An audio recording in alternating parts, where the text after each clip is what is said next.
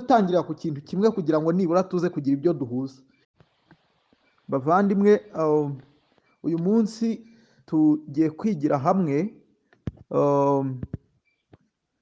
Niki gihamya ko mfite umwuka wera, cyangwa se iki kintu nyine kirakomeye nituza kucyumva, ariko tugiye kwigira hamwe nk'ibihamya cyangwa se umuntu yabwirwa n'iki rwose ko afite umwuka wera. Impamvu tugiye kwiga iki kintu, icya mbere ni ukuntu umwuka wera akoreshwa muri ino minsi, cyangwa se ukuntu abantu batekereza ko umwuka wera akora muri ino minsi n'imikorere ye, bityo bikaba byoroshye ko dushobora kwibeshya yuko umuntu afite umwuka wera. Rero tugiye kwigira hamwe kumenya ngo ni gute namenya yuko mfite umwuka wera. Rero ibi bintu bimeze nk'aho bikomeye, cyangwa se imeze nk'aho ari topiki iremereye nyine kuza kuyiga muri ano masaha, ariko ndagira ngo nze gutangirira ku kintu kimwe kugira ngo nibura tuze kugira ibyo duhuza. Tugeze mu gihe cy'ubuyobe bukabije, buhenebere, budasanzwe, aho usigaye usanga abantu bavuga ko bafite umwuka wera, bakavuga ko bafite n'ibimenyetso bihamya rwose ko bafite umwuka wera.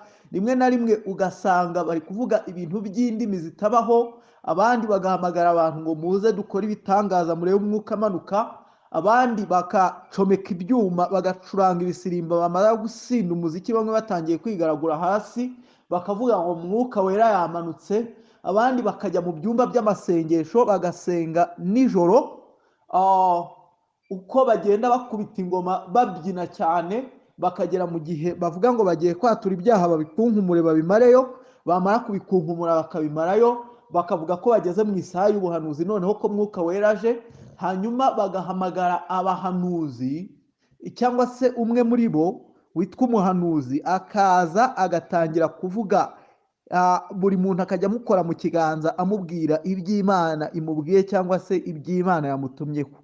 Rero kubera gukurira muri ako kavuyo, abantu benshi batekereza nyine ko mwuka wera akora gutyo, ndetse muzarebe neza iyo uri kujya ku ma YouTube ubona bari kuvuga ngo hari akana ngo babonye ngo kuzuye umwuka wera, ugasanga nk'ako kana ni akana gatoya kari kwikakariza ibyo katazi,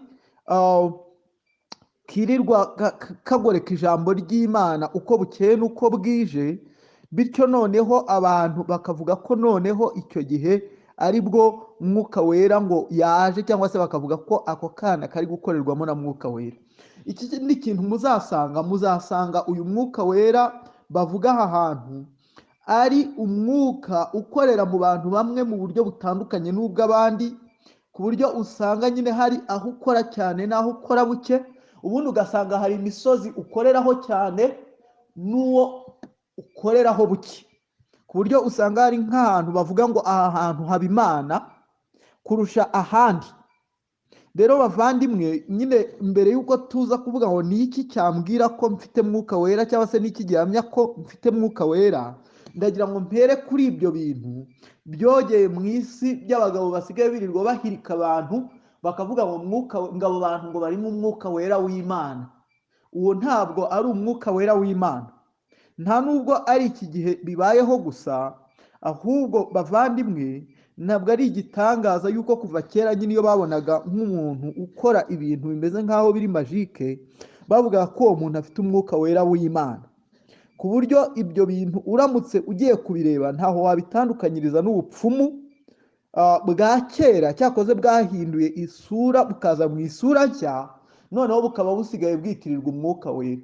Ubu abantu bavuga ko bafite umwuka wera n'ubundi niba abantu bajya kureba ngo bababwire ibigiye kuzababaho, bingana no kujya ku mupfumu. Nuko bimwe babikora, bamwe babyitiriye izina ry'Imana, abandi bakabikora babyitiriye imyuka mibi, ariko nyine umwuka wera nuko ukora muri iki gihe, ku buryo mu by'ukuri nituza kureba neza, nyine ni igihe itorero ry'Imana n'abantu bari mu buyobe butandukanye bakwiye gukanguka bakongera bagatekereza ku mwuka wera. Kubera iki rero? Kubera iki kintu nshaka ko tuza kukivugaho? Nuko bavandimwe, iyo Bibiliya iri kugaragaza umwuka wera, bwa mbere imugaragaza nk'umupersona, nk'umuntu, ntabwo imugaragaza nk'ikibaraga gifata umuntu agata ubwenge. dore ukuntu Bibiliya igaragaza umwuka wera. Ndagira ngo tuze gufata ibyanditswe byera, tuze kubisoma, turebe ukuntu ijambo ry'Imana rigenda rigaragaza umwuka wera, kugira ngo tutaza kuyoba nk'uko n'abandi bajya bayoba. Turebye mu butumwa bwiza uko bwanditswe na Yohana, ibice byaho 16, ubutumwa bwiza uko bwanditswe na Yohana ibice byaho 16, n'ahantu havuga kuri mwuka wera, kuko Yesu Kristo bari kubwira intumwa ze yuko azazoherereza mu mwuka wera. Rero reka yenda turebe duhereye ku murongo wa 13, reka duhere ku murongo wa 7. Haravuga ngo ariko ndababwira ukuri yuko ikizagira icyo kibamarira ari uko ngenda, kuko nintagenda umufasha atazaza aho muri, ariko ningenda nzamuboherereza. Ubwo azaza azatsinda ab'isi, abemeze iby'icyaha n'ibyo gukiranuka n'iby'amateka. Iby'icyaha kuko batanyizeye, n'ibyo gukiranuka kuko njya kwa Data kandi namwe muzaba mutakimbona, n'iby'amateka kuko umutware w'ab'isi aciriweho iteka. Ndacyafite ibyo kubabwira byinshi, ariko ubu ntimubasha kubyihanganira. Uwo mwuka w'ukuri naza azabayobora mu kuri kose, kuko atazavuga ku bwe, ahubwo ibyo azumva nibyo azavuga, kandi azababwira ibyenda kubaho. Hano iyo turi kureba mu byanditswe byera, ntabwo tubona Bibiliya ifata umwuka wera ngo imugire ikindi kintu kitari umupersona. Muze kumva amagambo Bibiliya ikoresha hano. Iravuga ngo, duhereye ku murongo wa 8, baravuga ngo ubwo azaza. Hano bamuvuga nk'umupersona, nk'uko bavuga ngo Yesu Kristo yaraje, ntibavuge ngo Yesu Kristo waraje, cyangwa se bavuge nyine bamuhe indi. Muze kureba neza nyine bamuha personalite y'umuntu, cyangwa se aha mu byanditswe byera iyo bari kuvuga mwuka wera bamuha personalite itari ikintu, bamuha personalite y'umuntu. Baravuga ngo umwuka wera ubwo we azaza, bivuga ngo ni umupersona uzaza. Ndi gutinya kuza kuvuga ngo ni umuntu, ariko bamuha nyine personalite nk'iy'umuntu, bamuha personalite iri living, bamuha personalite itari ikintu. Ndagira ngo tuze kureba mu byanditswe byera, tubisome neza tubyitondeye, kugira ngo tutaza kugwa mu mafuti y'abantu bamwe batekereza mwuka wera nk'imbaraga. Hano baravuga ngo ubwo azatsinda ab'isi. Ntabwo bavuga ngo ubwo umwuka wera uzaza uzatsinda ab'isi, bavuga ngo ubwo umwuka wera azatsinda ab'isi. Ndetse niyo bari kumuvuga hariya ku murongo wa 13, baravuga ngo uwo mwuka w'ukuri naza azabayobora. Ni umwuka wera tubona ari umupersona mu bigaragara uko Bibiliya imugaragaza. Ntabwo imugaragaza nk'ikibaraga nk'uko abantu aha hanze iyo uri kureba ubona bo bamugaragaza. Ni ubuhumyi bwabajemo bwo gusoma ibyanditswe byera mu buryo babisoma bameze nk'aho bicuritse. Niyo mpamvu iyo uri kureba mu byanditswe byera ubona nanone Bibiliya iyo iri kuvuga umwuka wera imuvuga nk'ufite ubwenge, kubera ko iyo turi kuvuga umwuka wera nk'uko byogeye aha mu byumba aha hanze, ntabwo ari umwuka wera ufite ubwenge. Ni nk'ikibaraga cyiza kigatembagaza abantu kikabasunika, ahubwo kigatuma batakaza n'ubwenge. Dore ukuntu Bibiliya ivuga umwuka wera, aribyo twita ngo ni person of the Holy Spirit. Rero iki kintu abantu benshi bakiyobyeho, kandi iyo uyobye ko kuwo mwuka wera ari we, uhita uyoba no ku murimo we. Wayoba no ku murimo we biragoye rwose yuko uze kwicara ukavuga ngo uyu muntu ari gukorerwamo na mwuka wera, ntuze kumenya ko ari ibihimbano yatewe no kwikakaza kw'amarangamutima ye n'ubwenge bwe bwahumwe n'umuziki cyangwa se n'ibindi bintu yumvise, bityo akamera nk'uwagiye mu yindi dimension, noneho akamera nk'umuntu udatekereza. Dore Bibiliya iri kuvuga mwuka wera rero ntabwo imuvuga nk'ikintu cy'ikibaraga, ntabwo imuvuga nk'utesha abantu ubwenge, ahubwo ikintu cya mbere Bibiliya ivuga kuri mwuka wera, ivuga ko mwuka wera ababara. Ndagira ngo tuze gutekereza abavandimwe, tutaza kuza kugwa mu mafuti nk'ay'abandi bantu bajya bagwamo. Niba mwuka wera ababara, hari ubwo imbaraga ijya ibabara. Ni ukuvuga ngo mwuka wera kuba ababara ni uko mwuka wera ari living, kandi mwuka wera ni person. Ntabwo nzi ukuntu ndi buze kubivuga mu Kinyarwanda, ariko mwuka wera ariho. Kandi ikindi cya kabiri, mwuka wera ni umupersona. umupersona nyine sinza kuvuga umuntu, ndaza gukoresha ijambo ryitwa umupersona kugira ngo tuze kubyumva neza. Baravuga umwuka wera agira agahinda. Abaefeso ibice 4 umurongo wa 30, urwandiko intumwa Paul yandikiye itorero ryo muri Efeso ibice byaho 4 umurongo waho wa 30 haravuga ngo, muze kumva, haravuga ngo kandi ntimuteze agahinda umwuka wera w'Imana wabashyiriweho kuba ikimenyetso kugeza ku munsi wo gucungurwa. ngo ntimuteze agahinda umwuka wera. Bivuga ngo umwuka wera nyine impamvu ashobora kugira agahinda nuko ashobora kugira izo feelings zo kugira agahinda.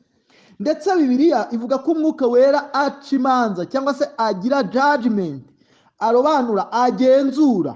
Mu byakozwe n'intumwa ibice byaho 15 umurongo waho wa 28, ibyanditswe byera bigiye bivuga ko mwuka wera yumva, hearing. Mu butumwa bwiza uko bwanditswe na Yohana ibice 16 umurongo waho wa 13, ndagira ngo tuze gutekereza umwuka wera abaye ari ikibaraga yabasha kumva. Umwuka wera aravuga. Mu byakozwe n'intumwa ibice 13 umurongo waho wa 2 aravuga. Bivuga ngo impamvu avuga nuko ari umupersona. Umwuka wera agira ibyo yifuza cyangwa se agira willing. Mu rwandiko rwa mbere rwa Korinto ibice 12 umurongo waho wa 11, umwuka wera arigisha. Ntabwo ari ikibaraga, arigisha. Ntabwo ikibaraga cyigisha. Ibintu bitembagaza abantu hasi ntabwo byigisha. Ni umupersona. Umwuka wera ngo aradusabira, ajya dusabira. Mu Baroma ibice 8 umurongo waho wa 27 havuga ko mwuka wera ngo ajya tunihira iminiho itavugwa. Niba mwuka wera abasha kunihira abantu iminiho itavuga, ndagira ngo tubanze dusibe mu mutwe twumve mwuka wera uwo ari we. Nitumara kumva uwo ari we, bize guha imitima yacu gutekereza nyine kuri mwuka wera, noneho amaso yacu afunguye, bitameze nk'iby'ubuyobe bwaje bwo muri ino minsi bw'abantu bavuga mwuka wera bakamuvuga mu bundi buryo budasanzwe ubwo Bibiliya itamuvugamo. Rero mu Baroma ibice 8 umurongo wa 27 bavuga ko mwuka wera adusabira. Mu butumwa bwiza uko bwanditswe na Yohana ibice 15 umurongo wa 26 bavuga ko mwuka wera ahamya.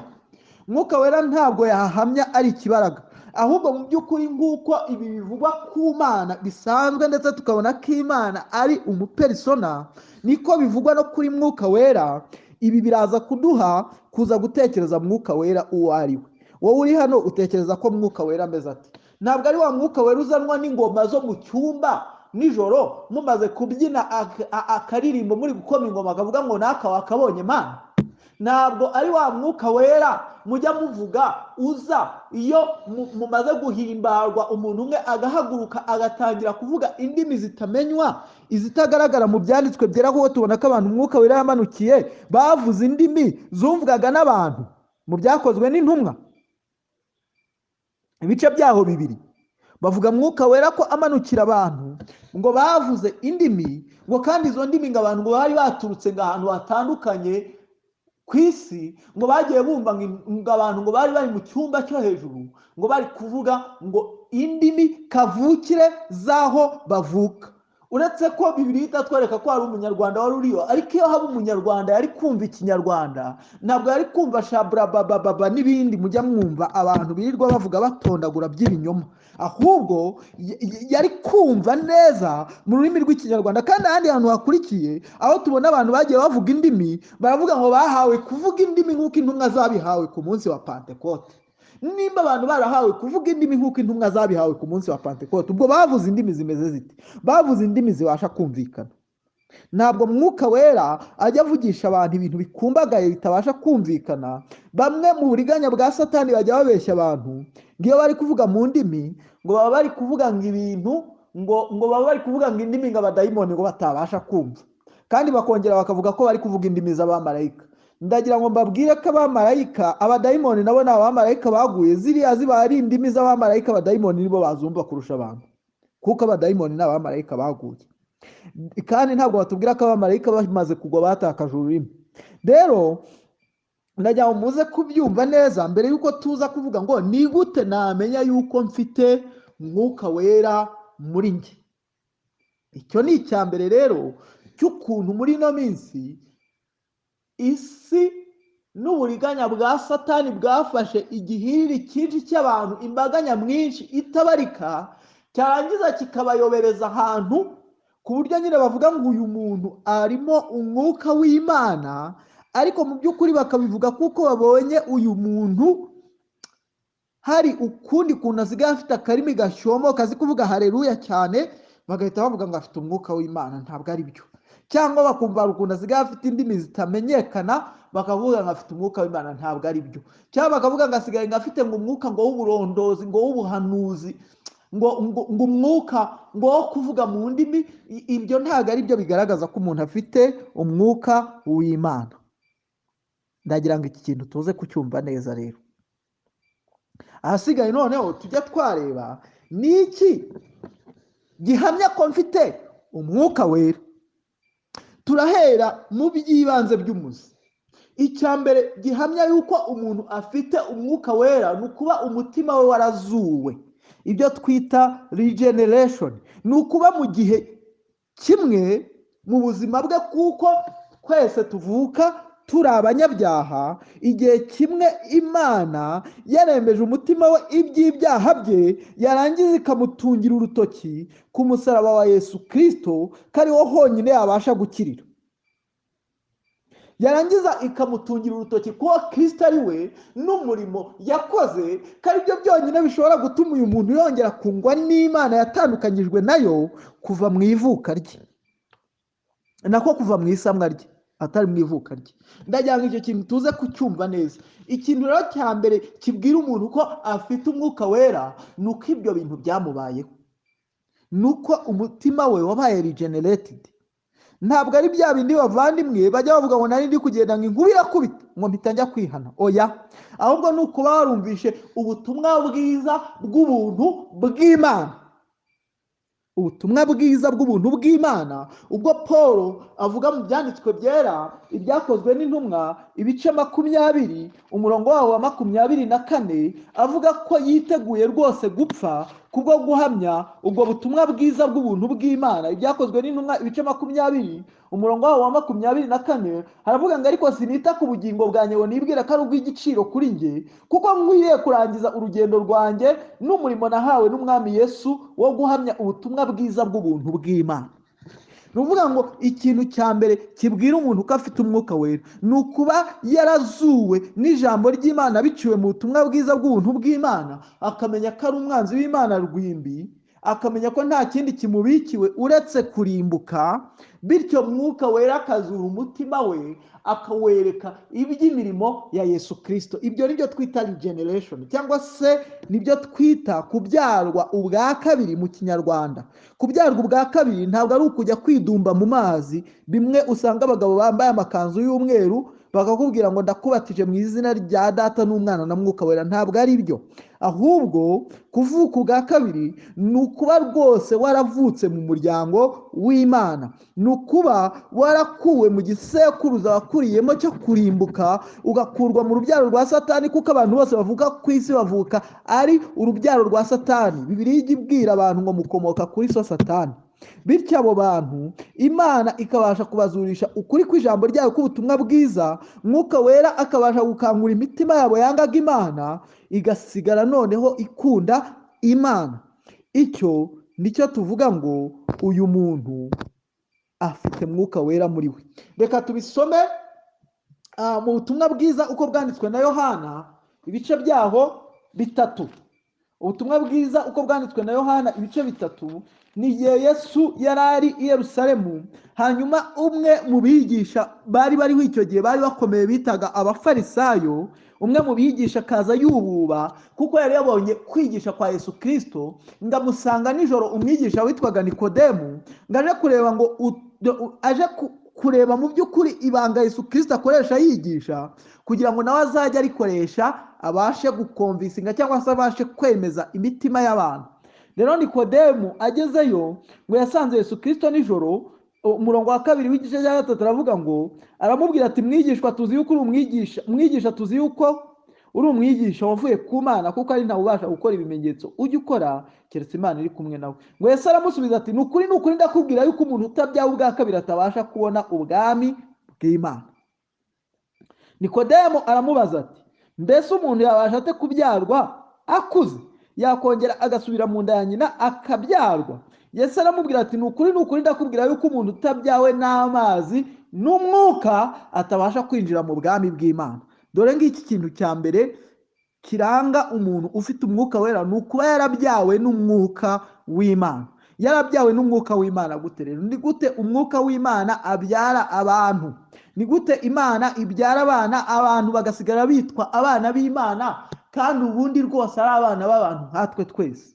Ni uko mwuka wera akora umurimo wo kubemeza iby'ibyaha byabo, akabemeza ko rwose ari abanyabyaha rwimbi kuva bavuka mu mitekerereze yabo no mu bikorwa. Ikindi akabemeza yuko umujinya w'Imana ubariho, nk'uko Paul abyandikira Abaefeso mu gice cya 2, akababwira ngo ku bwa kavukire yacu twaraho kugirirwa umujinya nk'abandi bose, ndetse akandikira Abakolosayi akababwira ngo twangaga Imana mu bitekerezo byacu ndetse no mu ngiro. Nuko umuntu avuka ameze. Icyo kintu tuze kucyumva neza. Biragoye cyane kubwira umuntu uhora wibombarika yigira mwiza ko ari umwanzi w'Imana, ariko nagira ngo mbatangarize yuko mwese muri hano kuri ino platform mwavutse muri abanzi b'Imana ndetse muyanga mushyizeho umwete, ku buryo umuntu utarahura na mwuka wera ngo amukangure n'iki gihe akiri umwanzi w'Imana na bugingo n'ubu, ubwo bwanzi bw'Imana ari nabwo bujya bumushorera bukamujyana akanyarira akajya kumaraho iminsi 3 ari gusenga. Icyo ni icya mbere. Ndabibereka nitugera imbere ndi kubereka kimwe mu bigaragaza ko umuntu afite mwuka wera, kubera ko mwuka wera avuga ko Yesu Kristo ari kuvuga mwuka wera kimwe mu bintu ngazakora ngo naza ngazatuma ngabantu ngazamuhesha icyubahiro, he will glorify me. Rero kimwe mu bintu biranga yuko ufite umwuka wera nuko mwuka wera yakuzuye igihe kimwe wemejwe iby'ibyaha byawe, warangiza rwose ukanerekwa ukuntu ibyo byaha indishyi yabyo yuzuye yatanzwe na Yesu Kristo mu buzima yabayeho ndetse n'urupfu rwe, ari byo byonyine byabashije kwishyura ibyaha by'umunyabyaha nkawe.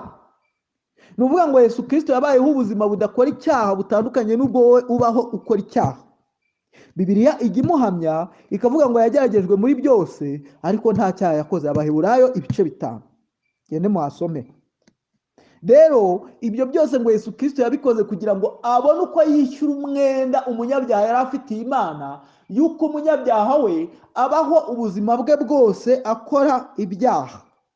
Ikindi cya kabiri, Yesu Kristo yashyizweho umujinya Imana yari ifitiye icyaha. Muri iki gihe tugeze mu gihe abantu bigisha Imana y'imbabazi n'impuhwe n'urukundo rwinshi itagira umujinya, bityo abantu bakabaho bumva bafitanye amahoro n'Imana no mu byaha byabo. Ntabwo ari byo. Imana rwose izarimbura umunyabyaha kandi izamurimbura bibi cyane. Niyo mpamvu rero nako ibyo mujya mubyita ngo ni ubutumwa ngo butari ubwihumure. Ndagira ngo nkubwire ko ubutumwa bwa mbere bw'ihumure buriho ari uko Imana ifitiye umujinya umunyabyaha. Ubwo nibwo butumwa bwa mbere bw'ihumure. Imufitiye umujinya ku buryo iminsi umunyabyaha amara ku isi nta kindi kintu akora uretse kugenda yongera umujinya w'Imana. Igikombe kizamwubikwaho cy'umujinya w'Imana buri munsi agenda cyuzuza uko bukeye n'uko bwije, ku buryo ikintu kiza ku munyabyaha ari uko ataramira kuri iyi si. Kuko kuramira kuri iyi si ni ugukomeza kongera umujinya w'Imana kuri we. Rero mwuka wera ngo niwe wenyine ujya wemeza abantu iby'ibyaha, ngo bakamenya ibyaha bagakoze kuva aho bavukiye kugeza iki gihe, bakamenya ko bagomeye Imana nzima, yarangiza akanabereka umurimo wa Yesu Kristo yakoze ku musaraba. Uwo ngo yerekaniwe gukuraho ibyaha. Gute Yesu Kristo yakuyeho ibyaha? Yaraje abaho ubuzima butigeze bukora icyaha na kimwe, arangije yemera kwishyiraho ibyaha by'abanyabyaha, ngo kuko byanejeje Imana kohereza Yesu Kristo no kumushenjagurira ibyaha by'abanyabyaha.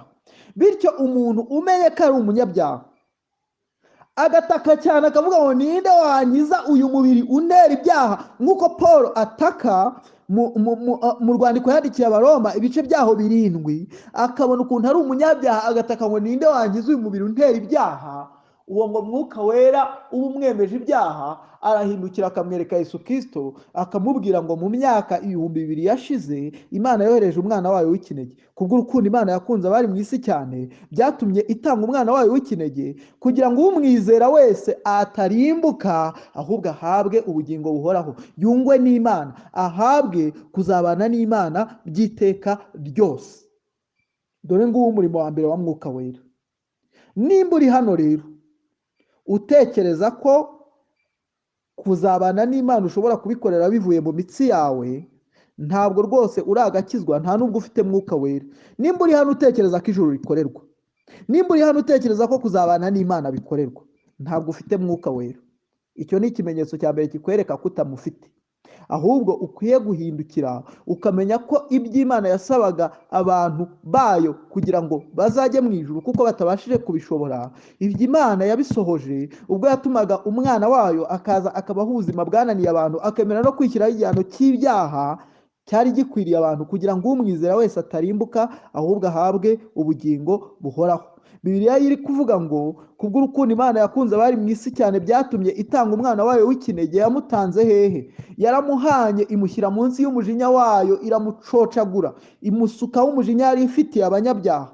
Nibwo buryo Imana yatanze umwana wayo w'ikinege, kugira ngo umwizera abarweho ubuzima no gukiranuka no kubaha bya Yesu Kristo, kuko muri we kubaha Imana bitigeze bimurangwaho na bugingo n'ubu. Ariyo mpamvu rwose akibona ibyaha bimutakije akavuga ngo ninde wangiza uyu mubiri untera ibyaha, yarangiza akavuga nka Paul ngo Imana ishimwe ko izajya ingiza ku bwa Kristo Yesu. Dore ngiki ikimenyetso cya mbere rero cya mwuka wera, nuko waba warizeye ubutumwa bwiza bw'ubuntu bw'Imana. Utarabwizera ntabwo ufite umwuka wera. Icyo ni icya mbere, ku buryo nuva hano utaye wibaza ngo ubutumwa bwiza bw'ubuntu bw'Imana ni ubuhe. Uririre mwuka wera umubwire ngo namaze kumenya ko ari wowe ubyara abantu bagahinduka abana b'Imana. Mwuka wera ngwino ndakwinginze kugira ngo nanjye umbyare mpinduke umwana w'Imana, biciye mu kumva ubutumwa bwiza bwa Yesu Kristo, aribwo bubwira abanyabyaha yuko rwose nta kintu na kimwe babasha gukora cyabahesha ijuru keretse kurambika hasi ibyo bintu byose bitwaza, barangiza bakakira umurimo ushyitse wa Yesu Kristo, bakemera umurimo ushyitse wa Yesu Kristo ko ari wo wonyine wabasha kubatsindishiriza. Icyo ni cyo kintu cya mbere kiranga yuko umuntu afite mwuka wera muri we. Ikindi cya kabiri rero, uyu muntu ufite mwuka wera muri we, ngo hari ibintu umwuka w'Imana ngahamanya n'umwuka we. Abaroma, urwandiko Paul yandikiye Abaroma ibice byaho 8 umurongo waho wa 16. Urwandiko Paul yandikiye Abaroma ibice 8 umurongo waho wa 16. Ndagira ngo mpagere masome mwumve ukuntu havuga. Ibice 8 umurongo waho 16 haravuga ngo umwuka w'Imana ubwe ahamanya n'umwuka wacu yuko turi abana b'Imana.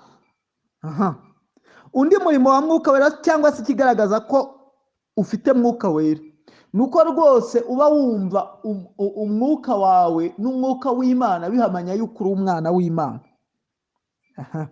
Gute rero? Bituruka hahandi n'ubundi twahereye yuko ubizi neza ko wizeye ubutumwa bwiza bw'ubuntu bwa Yesu Kristo. Bityo iyo wabwizeye umutima wawe rwose, kimwe mu byerekana yuko ufite mwuka wera, uhora uhamanya n'uyu mwuka w'Imana yuko rwose uri umwana w'Imana. Umwana w'Imana bidaciye mu ngeso zawe nziza, bidaciye ahandi hantu, ahubwo biciye yuko Kristo yahaniwe abanyabyaha rimwe i Gologota, kandi akabahanirwa igihano cy'iteka ryose. Kurya bizeye Yesu Kristo bafite sekirite yo kuba abana b'Imana kuva igihe bamwizereye kugeza iteka ryose. Ndagira ngo icyo kintu tuze kucyumva. Bafite rwose guhamya mu mitima yabo yuko ari abana b'Imana kuva igihe bizereye Yesu Kristo kugeza igihe cy'iteka ryose, kuko babizi neza yuko Kristo ari we wenyine ubahesha kuba abana b'Imana. Baheshwa kuba abana b'Imana biturutse mu mirimo ya Yesu Kristo, biturutse no mu Kristo ari we byonyine. Ntabwo baheshwa kuba abana b'Imana no kuba hari ibyo bakoze bibaturutseho. hanyuma rero ikindi ndagira ngo tuze kucyumva nacyo ni ukuvuga ngo umuntu ufite mwuka wera afite rwose guhamya adashidikanya yuko akijijwe. Ntabwo ari wa muntu wirirwa utera waraza utekereza ko uyu munsi akijijwe ejo yarangiza agatekereza yuko adakijijwe. Oya, ntabwo ari byo. Ngo umwuka w'Imana uhamanya n'umwuka wacu yuko turi abana b'Imana. Ntabwo ari wa muntu ugisenga amasengesho buri munsi agiye kuryama akavuga ngo unyandukure ngo mu gitabo cy'abarimbuka ngo ushyire mu gitabo cy'ubugingo. Oya, nuzi neza ko yahindutse umwana w'Imana abiheshejwe n'igitambo cya Yesu Kristo gusa. Ndagira ngo icyo kintu tucyumve neza. Nuzi neza ko ari umwana w'Imana abiheshejwe n'uko rimwe Kristo yavuye mu ijuru Imana nzima akaza mu isi kugira ngo acungure ubugingo bwe. Uwo niwe muntu ufite umwuka w'Imana muri we. Umuntu rwose wicara uhindagurika uyu munsi akaba ashobora kuba ari umwana w'Imana, ejo akaba atari we, ejo bundi akongera akaba umwana w'Imana. Bimeze nk'aho mukino twajyaga dukina tukiri abana ngo ku nkombe ku ruzi. Uwo muntu nta mwuka wera afite. Kimwe rero mu bintu bizaguhamiriza aba bantu bavuga ko bafite umwuka wera, uzajya ubabaza nimba Kristo aje babana nawe mu ijuru batabitewe n'uko uwo mwanya bari bari mu cyumba cy'amasengesho, ahubwo babitewe n'uko bashingiye ku gitambo cya Kristo. Uwo muntu iyo usanze rwose atekereza ibyo bintu, ni ikintu cyerekana ko atekereza yuko atajya mu ijuru, akavuga ati mbanje kujya kwihana, cyangwa se Yesu Kristo aje nsinziriye nijoro kubera ko hari ukuntu njya ndyama nkabanza gusenga, cyangwa se ninjya gupfa nkabanza kubona iminota 5 yo kwatura ibyaha, cyangwa se akavuga ati ikintu cyatuma mbana n'Imana nuko wenda haba habayeho ibindi bintu nyine bidashingiye ku murimo wa Yesu Kristo. Uwo muntu rwose nta mwuka wera afite muri we, nta nubwo ari umwana w'Imana. Nashaka avuga indimi ahanure, kubera ko abana b'Imana kimwe mu bintu bibaranga nyine bazi ko bazabana na se bipfe bikiri. Icyo ni ikintu cya mbere gihamya yuko umuntu afite mwuka we. Icyo ni ikintu cya kabiri gihamya yuko umuntu afite mwuka wera muri we. Icya gatatu, reka turebe ikindi kugira ngo tutaza kuza kubita. Ni ukuba uyu muntu abasha kumva ukuri yarangiza akabaho ukuri. Ni ukuba uyu muntu abasha gutandukanya ukuri n'ikinyoma yarangiza akabaho uko kuri kuvuga. Ni ukuba uyu muntu atari wa muntu uvuga ngo ngewe ngahantu hose bavuga Imana njyayo. Oya, ntabwo ari byo. Ntabwo ari uko umwuka w'Imana ukora, kuko ab'Imana yazuye yabahaye ijambo ry'ukuri ku buryo uyu muntu iyo yumvishe abigisha b'ibinyoma bavuga, abasha kumenya ko uyu muntu yigisha ikinyoma, yarangiza akanamenya ko uyu muntu yigisha ukuri. Biterwa n'aho inyigisho ze zishingiye. Kubera iki rero Bibiliya buri gihe yiri kuvuga umwuka wera iravuga ngo ni umwuka w'ukuri. Rimwe na rimwe birikoresha mu magambo avuga ngo ni umwuka w'ukuri. Ni umuntu ubasha kwicara agatandukanya ukuri n'ikinyoma, akaba yabasha gutandukanya inyigisho nzima n'inyigisho ziyobya za gitwaza n'amasasu, akaba yabasha gutandukanya inyigisho nzima n'inyigisho za Gatolika y'i Roma, akaba yabasha gutandukanya inyigisho nzima n'inyigisho z'ubuntu buciriritse n'inyigisho zibwira abantu ko bahindutse Imana, akaba yabasha gutandukanya inyigisho nzima n'inyigisho ziyobya zikwiriye aha hanze z'ubuhanuzi ziri man centered, zigamije gushira umuntu hejuru aho kugira ngo zishyire icyubahiro cy'Imana hejuru, aho kugira ngo zirusheho gucisha umuntu bugufi zizamure Kristo, ahubwo zikazamura irari ry'umuntu. Uwo niwe ufite mwuka w'Imana muri we. Reka dusome ibyanditswe biri mu butumwa bwiza uko bwanditswe na Yohana, n'ubundi ibice byaho 16. Ubutumwa bwiza uko bwanditswe na Yohana ibice byaho 16, turasoma ku murongo waho ibice 14 turasoma ku murongo waho 17. Ibice 14 turasoma ku murongo waho wa 17.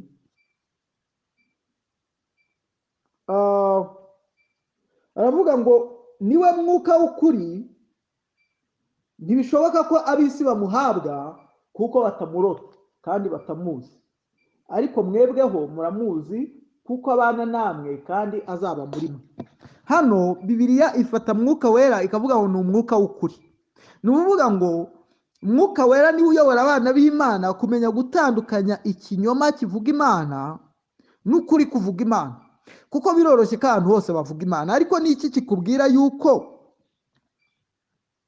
ahantu batavuga Imana? Ni iki kikubwira idini ry'ikinyoma n'idini ry'ukuri? Ni iki gishobora gutuma wicara ukavuga ngo muri Zayoni haba inyigisho ziyobya, no muri Restoration, no muri ADPR, no kwa Rutanga rw'amaboko? Ni uyu mwuka w'Imana.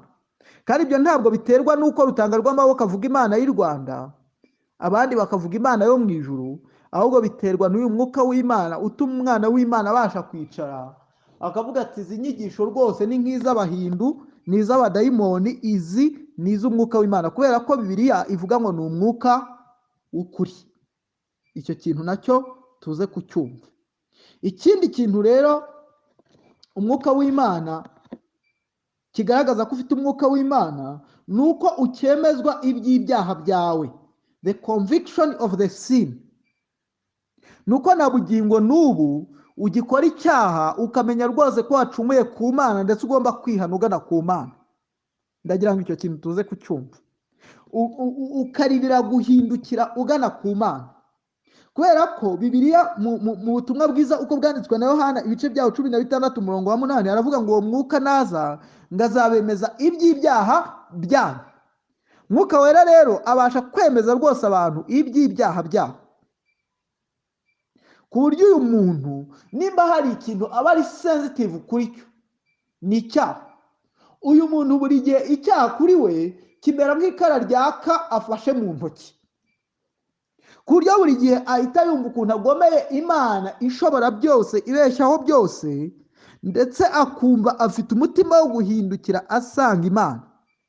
Nicyo kindi kintu kigaragaza yuko mfite mwuka wera muri njye. Ikindi rero kigaragaza yuko mfite umwuka wera muri njye ni uko mbona ngenda nezwa, kuko mwuka wera niwe weza abantu b'Imana. Ni uko mbona ndushaho kugenda nzinuka isi, ngenda ndushaho gukunda Kristo wanyitangiye akambambirwa. Ni uko mbona ndushaho kugenda mbona agaciro ko kubaha amategeko y'Imana, narangiza nkajya mvuga nka Dawidi nkavuga ngo amategeko yawe Mana andyohera nk'ubuki. Ni uko mbona ndi kugenda ndushaho gukunda Imana nangaga. That is the sanctification. Ni uko mbona uko iminsi igenda ishira ndushaho kugenda mbabazwa n'icyaha, nkarushaho kugenda ngira umwete wo kugenda ngihunga, aho kugira ngo umutima wanjye wabazwe n'uko utakoze ibyaha, ahubwo ukababazwa n'uko wakoze ibyaha. Nuko mbona ngenda nezwa.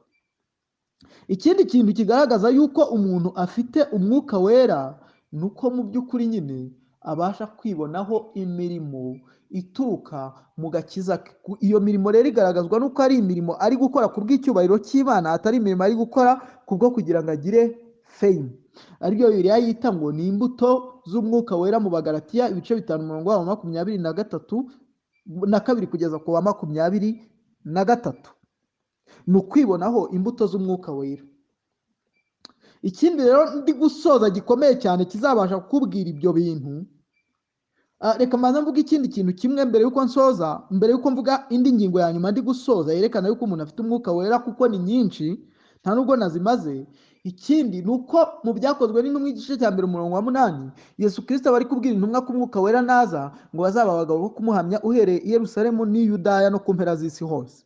Ni ukuba mu by'ukuri ukigira ishyaka ku bantu barimbuka, ugira ishyaka ku bantu barimbuka, ku buryo ugira umwete wo guhamya Kristo, ku buryo nyine nimba ureba abantu ubarebera mu ndorerwamo z'uko bari kurimbuka, kandi rwose nta kabuza umujinya w'Imana uri kuri bo, bityo noneho ukagira umwete rwose wo kuba ubabwira ubutumwa bwiza bw'ubuntu bw'Imana, ku buryo nyine nimba wicaye nko mu modoka iri kugenda amasaha 2 ugashyika utavuze ubutumwa bwiza, icyo ari icyaha rwose ugomba kwihana no gusaba Imana imbaraga kugira ngo irusheho kuguha guhamya ibya Kristo Yesu. Nimba mu by'ukuri ibyo bintu utajya ubyibonaho, byo gutekereza no kugira ubwoba bw'abarimbuka, rwose nkubwije ukuri ntabwo mwuka wera w'Imana ari muri wowe. Niba utajya wumva ufite ishyaka ryo kubwira abantu ibya Kristo n'ibyo yakoze ku musaraba, ubu butumwa bwiza bw'ubuntu bw'Imana, ngo wumve uhirimbanira nka Paul wavuga ngo sinita ku bugingo bwanjye ngo numve nibwire yuko ari ubw'agaciro, ngo ahubwo nkwiye kurangiza umurimo wo guhamya ubutumwa bwiza bw'ubuntu bw'Imana. Nimba wumva utagira iryo shyaka, nimba utajya ubabazwa nuko utavuga ubutumwa bwiza bw'ubuntu bw'Imana, nimba utajya ubabazwa n'abantu barimbuka, niba utajya ubabazwa n'ibyaha bikorwa n'abantu muri iyi si ngo ushake ko bahindukirira umwami Yesu we wenyine ubasha kubakiza, nta mwuka wera uri muri wowe. Icyanyuma rero ndi gusoza nshaka kuvugaho ku biranga ubuzima burimo mwuka wera cyangwa se yuko mfite mwuka wera, nicyo turi bubone mu butumwa bwiza uko bwanditswe na Yohana, ibice byaho 16 umurongo wawo wa 14, 16 umurongo wawo wa 14, haravuga ngo uwo azanyubahiriza kuko azenda ku byanjye akabibabwira. Mu by'ukuri iyo turi kureba aya magambo guhera mu gice cya 14 cya Yohana, Yesu Kristo bari kuyabwira intumwa, ku buryo hari ibintu bimwe bitari buze mu buzima bwa buri muntu uri hano, kuko Yesu Kristo bari kuvuga ko nyine mwuka wera azaha intumwa ibye ndetse azazihishurira n'ibizaza. Abari kuzibwira ko zizandika ibyanditswe byera rwose guhera mu nzandiko n'ibyakozwe n'intumwa n'ubutumwa bwiza, ndetse akazihishurira n'ibizaba mu byahishuwe. Icyo nicyo. Ariko nanone kimwe mu bintu azibwira hano ku murongo wawo wa 14 aravuga ngo azanyubahiriza, ngo uwo naza azanyubahiriza, he will glorify me. Icyo kintu kirakomeye, ngo uyu ngo naza ngazaza ngatsindagira ngo iby'icyubahiro cya Kristo n'iby'ubwiza bwe mu bantu, azaza atsindagira iby'umurimo wa Kristo ushyitse mu bantu. ngo ni umwuka wera ngo utuma ngo icyubahiro ngo kibi cya Kristo, ni umwuka wera ngo uza ku bantu agatuma bipfaho bakava ku bintu byo kujya birirwa basengera amaviza no kujya kwiga kaminuza no kujya kwiga hanze aribyo bibaraje ishinga no gutunga ama etaje muri Kigali, ngo ahubwo ngo agatuma abantu ngo batangira kubaho for the glory of our Lord, kubw'icyubahiro cya Kristo. Agatuma abantu batangira kumera nka Yohana bakavuga ngo ngewe nkwiye gucishwa bugufi, ariko uyu we akwiye gushyirwa hejuru kuko yavuye mu ijuru, nabonye nk'abandi uw'isi. Ni ikintu ngo umwuka wera yaje mu bantu atuma abantu bava mu bwibone, bakareka kujya birirwa barata iby'ikimero cyabo.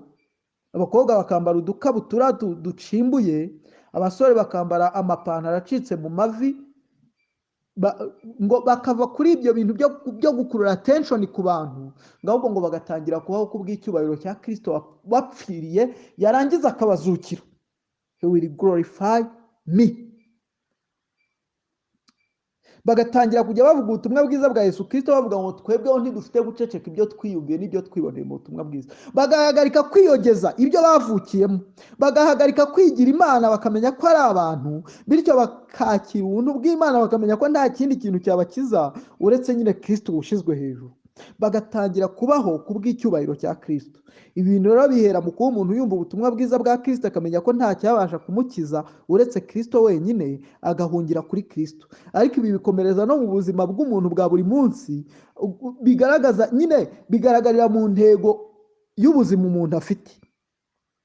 Ntabwo abana b'Imana intego y'ubuzima bafite ari ukuzaba abadepite n'abaminisitiri, ari ukuzagira za porofesora, ahubwo ni ukugira ngo Kristo ahabwe icyubahiro. Ngo mwuka wera naza ngazanyubahiriza muri mwe, ngazatuma ngo mpabwe icyubahiro muri mwe.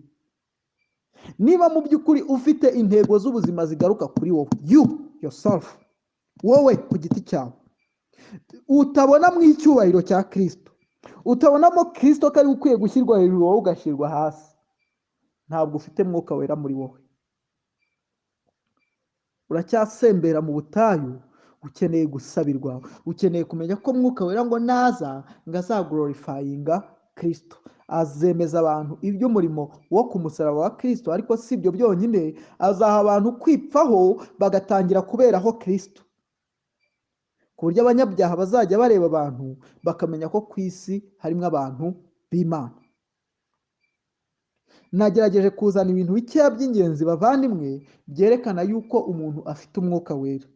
Ntabwo ari ukuvuga mu ndimi, ntabwo ari ubuhanuzi, ntabwo ari umuntu uzi gushyomoka, uzi gukubita hareruya irenga. Ahubwo bavandimwe, icya mbere ni umuntu rwose umwuka wera yazuye, regeneration. Ni umuntu umwuka wera yahaye ubuzima, yongeye gusubiza ubuzima. Icyo ni cyo cya mbere. Ni umuntu umwuka wera yemeje ko ari umunyabyaha, akamwereka iby'imirimo ya Kristo, uyu muntu yarangiza agakizwa.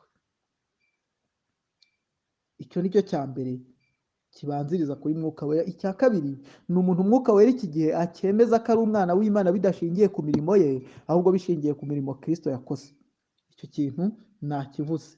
Ikindi ni umuntu rwose ukibonaho ibyaha akarira avuga ngo ninde wangiza uyu mubiri untera ibyaha, akamenya ko nta bundi buhungiro afite uretse Kristo wenyine. Ikindi navuze ko ari umuntu rwose wezwa, ubona ubuzima bwe bugenda burushaho kugenda bwirekura, bugenda bugundira Kristo, bugundira umusaraba. Ikindi navuze bavandimwe, ni iki kintu cyo kwibonaho imbuto z'umwuka wera, kubona ubuzima bwawe buhinduka ukabona buragenda bukunda Imana uko bukeye n'uko bwije, bugenda bwivaho. Ikindi navuze ni iki kintu cy'uko ukigira ishyaka cyangwa se ugira umwete wo kureba abantu ukababarira mu gico cy'abarimbuka, warangiza ukumva ubagiriye ishyaka ryo kubabwira ubutumwa bwiza. Ibyo bigaragaza rwose ko ufite mwuka wera muri wowe. Icya nyuma rero nasorejeho ni iki kintu cy'uko mwuka wera buri gihe ikindi kintu navuze ni ikintu cy'uko mwuka wera atuma ubasha kumenya gutandukanya ukuri n'ikinyoma. Icyo kintu kirakomeye cyane, ukabaho rwose uhagaze mu kuri aho kugira ngo uhagarare mu kinyoma, ukabaho ushyigikiye ukuri aho kugira ngo ushyigikire ikinyoma. Ikindi navuze cya nyuma ni iki kintu cy'uko mwuka wera ngo buri gihe ngo aglorifyinga, atuma Kristo yubahirizwa mu mitima y'abantu, ku buryo abantu intego y'ubuzima bwabo iba iyo kubaha Kristo aho kugira ngo ibe iyo kubaha abantu no kwiyubaha bo ubwabo. So rero ndashoje, umwami abane namwe. Habaye hari umuntu wagize ikibazo cyangwa hari umuntu ushobora gushyiraho inyunganizi, yaza kuyishyiraho. Murakoze.